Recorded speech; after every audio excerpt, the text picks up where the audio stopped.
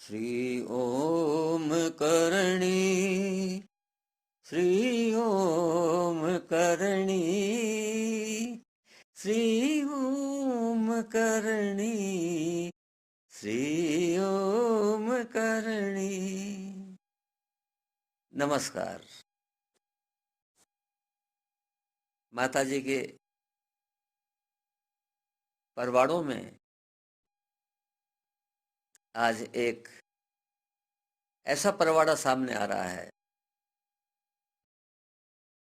जो व्यक्ति बहुत कष्ट में है, लेकिन माँ का निज जन बनते ही माँ कष्ट का निवारण कर लेती है। निज जन क्या होता है? प्रभु के अपने आदमी बन जाओ। उन्होंने तो आपको सदा सदा के लिए सनातन रूप से अपना बना रखा है। आप भी प्रभु को अपना बना लो, अपने इष्ट को अपना बना लो। कोई रिश्ते उससे, कोई संबंध उससे स्थापित कर लो। यह निज जन है। जिस व्यक्ति का नाम है वह है संग्राम सिंह। जैसलमेर और जोधपुर दोनों राजपूत, एक भाटी एक राठौड़, और हमेशा ही लड़ते रहे छोटी छोटी बातों पर।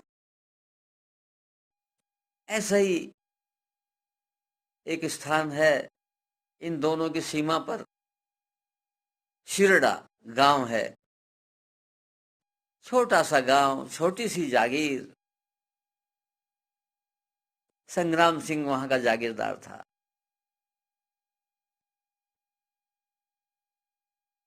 भाटी था, शिरडा जैसलमेर में आता था। जोधपुर वालों को इसकी भर्ती पसंद नहीं आई, तो डकैती का चार्ज लगाया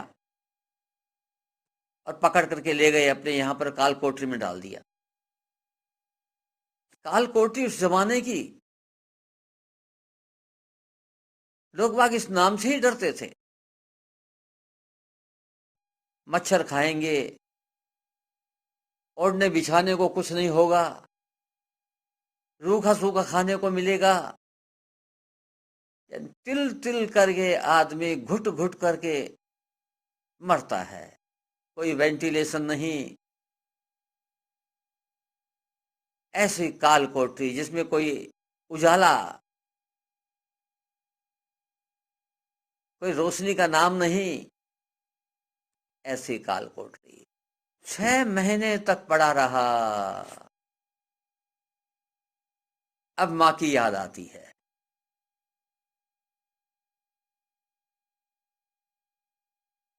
क्योंकि भाटी लोग आवड़ जी को मानते रहे हैं। आवड़ जी उनकी कुलदेवी रही है। आवड़ जी का अवतार ही करणी मां को माना जाता है। तो संग्राम सिंह को अब करणी मां की याद आती है और वो कहता है कि आपने शेखा भाटी से संबंध स्थापित किया था। आप उसके राखी बांधती थी,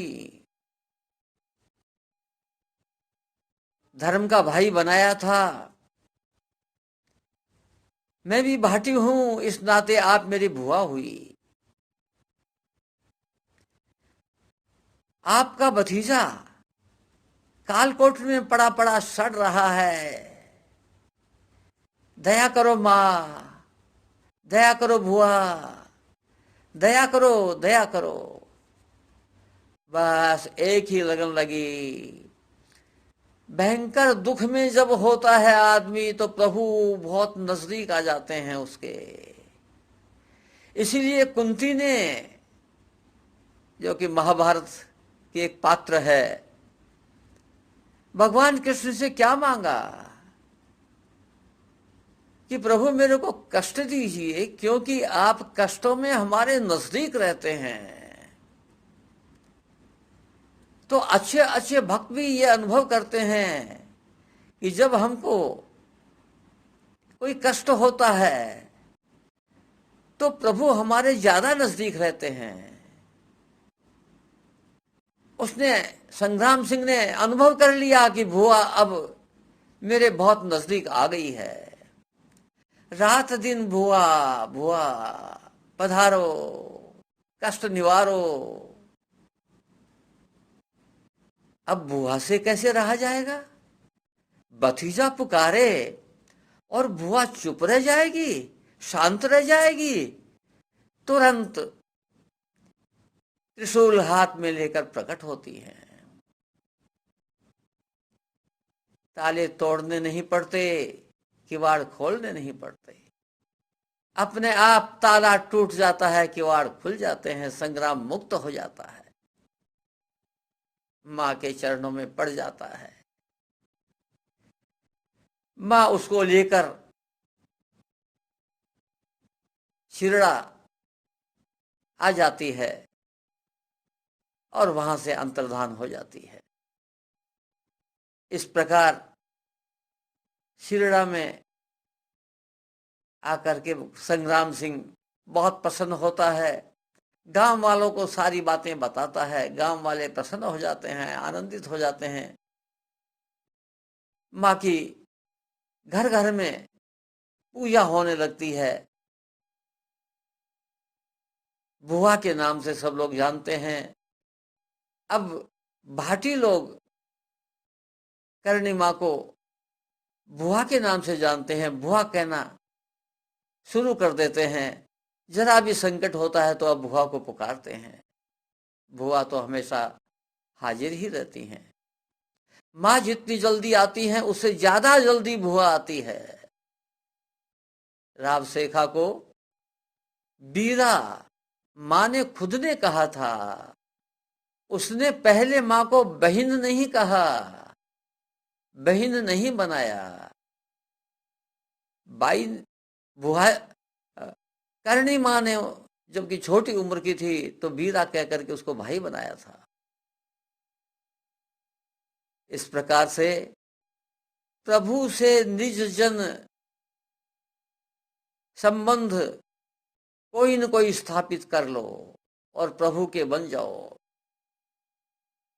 गीता के 4थे अध्याय के 11वें श्लोक में भगवान ने खुद ने कहा है, यो यथा माम प्रबंधन्ते तास्ते थम भजाम्य हम, जो मेरे को जैसे बसता है मैं भी उसको वैसे ही बसता हूं। यानी आपने माँ को बुआ कह दिया तो ये समझो कि माँ तो बुआ बन गई, आप भतीजा हो गए। आपने जैसा माँ को मान लिया माँ वैसी ही है। भक्त हेतु नाना विधि कर सरित अनूप, तुलसीदास जी ने कहा है। इसलिए प्रभु से कोई न कोई, अपने इष्ट से कोई न कोई संबंध रखो और उसी संबंध के नाते बार बार याद करो, दिन भर याद करते रहो, छोटी छोटी बातें माँ को कहो, अपने इष्ट को कहो। आज बस इतना ही। नमस्कार।